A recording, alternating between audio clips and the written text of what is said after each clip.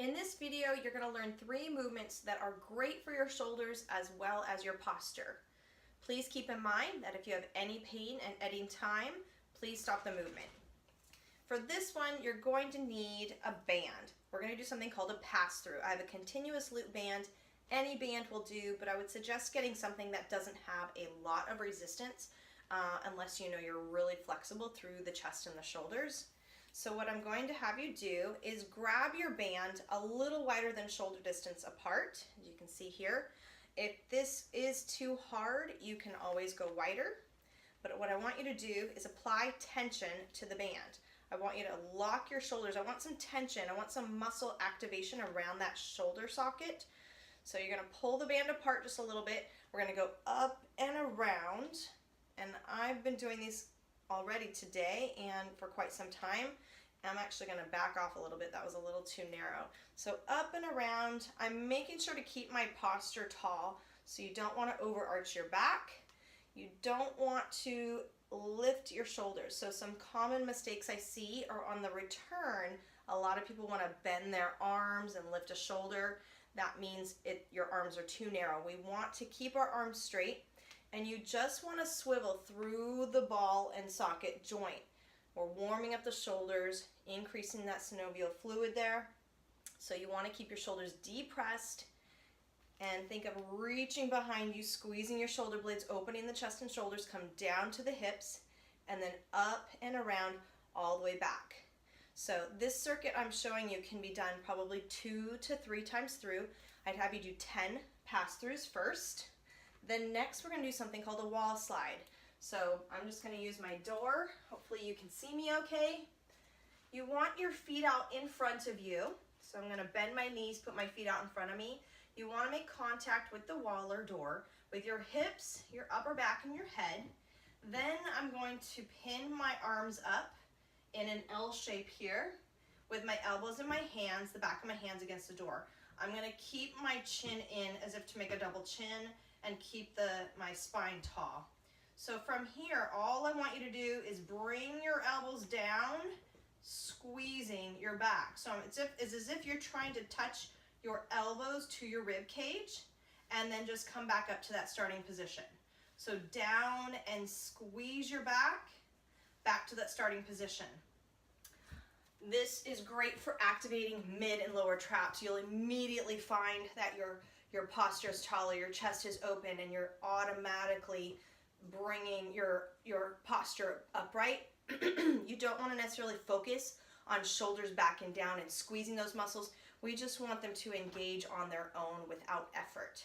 So the last thing I'm going to show you, you're going to need your band again. And I'm actually just going to single my band up instead of keeping it doubled up. I'm going to make it a little easier. This is called a band pull apart. So we're going to relax our shoulders down, get in that good posture, and I want you to hold your band about shoulder distance. If this is too hard, go wider. Then from there, keeping your arms straight, you're going to pull the band apart just like it sounds. I'm squeezing my shoulders here, so I'm bringing the band right to my chest, squeezing my shoulder blades together, and then I'm slowly returning to the start. I want you to do this very purposefully, slow and controlled. Squeeze the shoulder blades, slowly return to the start. Squeeze the shoulder blades, slowly return to the start. So again, I would do 10 of the pass-throughs up and over, 10 wall slides. Sorry, my dogs are so noisy. And then 10 pull aparts, squeezing the shoulder blades. 2 to 3 sets. You can do this any time of day. First thing when you get up, when you get home from work.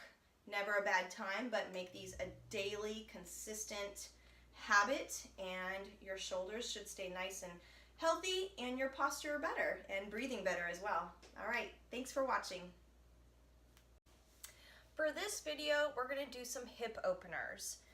What you'll need is a band, some sort of band, and any band will do. I've just got this continuous loop band. I got this on resistancebandtraining.com. And then you're going to either need an exercise mat, if you like, or like some sort of knee pad. This is just, this is called, I think this is a yoga pad. It's actually called a rat pad, R-A-T, a rat pad. I got it on Amazon. But any pad for your knee, You could also just use a pillow cushion. Obviously, I've got my sofa right here. So whatever you need to protect your knees for our first one.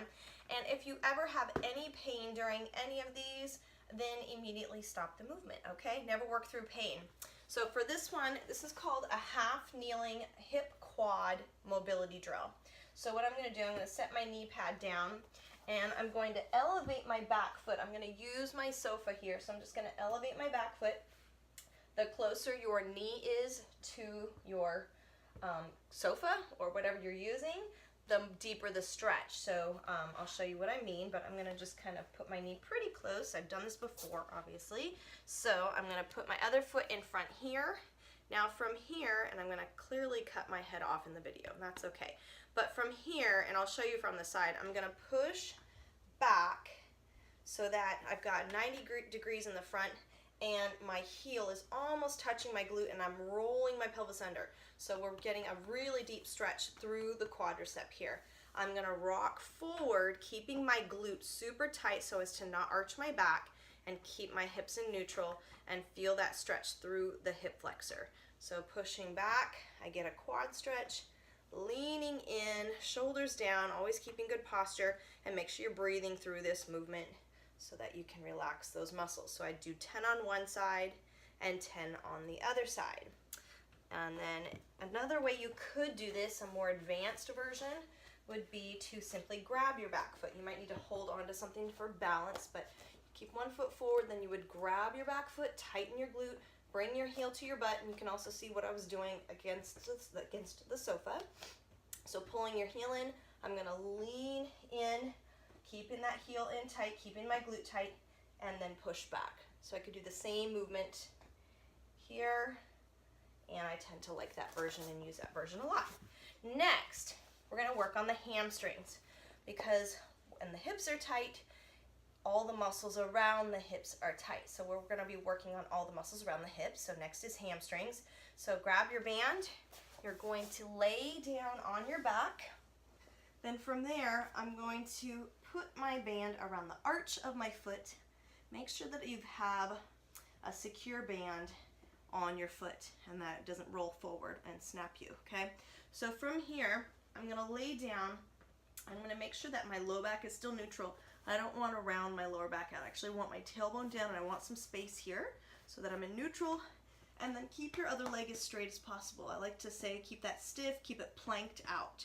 So keep your calf on the ground. If you need to, you can bend this, but try to keep this straight, and we'll get a little hip flexor stretch on the opposite side. Relax your neck, grab your band, heel drives up. From here, hinge at your knee as if you're bringing your heel to your butt. Extend and stretch.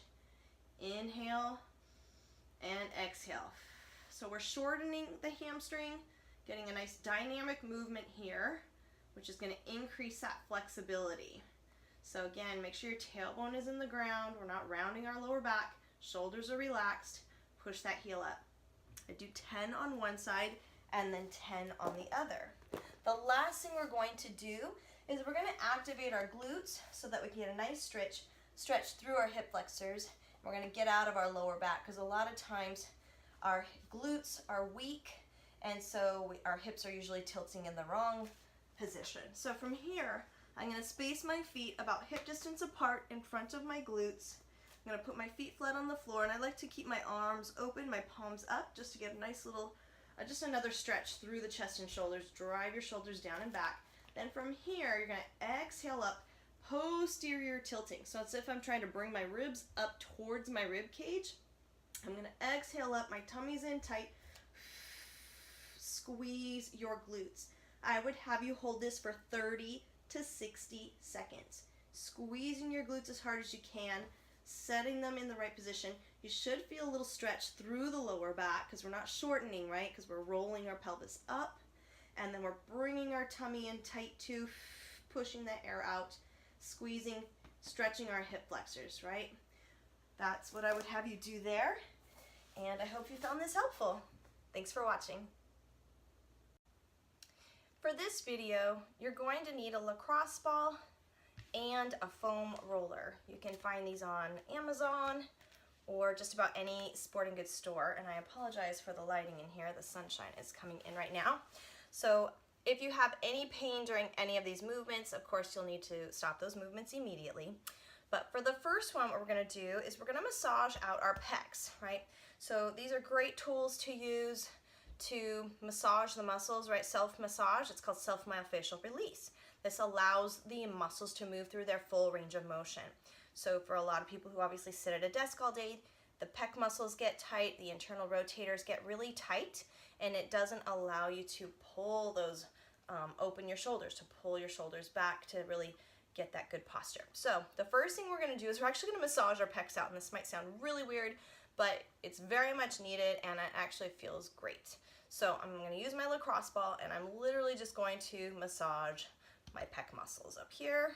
So I'm using my hand obviously to apply the pressure. I could use my other hand if that was more comfortable or easier, if I just get tired. I actually like to do this also against a wall. So I'll just place the ball up against the wall, lean into the ball, and then roll side to side or move side to side. And you can kind of direct how much pressure you're applying there, of course, as well. But I feel like I can get in a little bit deeper, and that is that. So that's the first thing you want to do. So you might just spend about 30 seconds, 20 to 30 seconds on each side, and you'll immediately kind of feel that loosen up a little bit. Then the next thing we're going to do is we're going to roll our upper back, also known as our thoracic spine or our T-spine. So you're going to lay your roller down, and then we're going to place the roller on our sports bra line. All right, guys, just kind of try and guess. But imagine the bottom of your sports bra or your bra, right? I'm clearly a trainer and wear a sports bra all the time. So from here, what I'm going to have you do is I'm going to have you support your head and neck with your hands, with your fingertips. First, we're going to bring our elbows up and together. Then from there, you're going to lift your hips up and keep your body in a nice straight line, head, neck in line with your spine. Grab your ponytail if you need to. Don't let your hair roll underneath. And we're just going to use our feet to push and pull.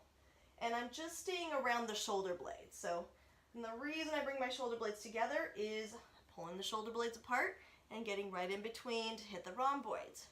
So make sure you're taking deep, relaxing breaths. I'll do about 10 rolls this way, and then I want you to go ahead and open it up. Open your chest, and now we can hit muscles that are on the shoulder blades and also get a nice stretch through the chest, right? We need to reverse that motion that most of us do most of the day. So that is rolling your thoracic spine. Then the next thing we're going to do is we're going to hit our lats. So we're going to do something called a reach and roll. And this might be quite painful if you have really tight lats. And that kind of just tells you how much more you need to do it. Again, I apologize for the lighting in here.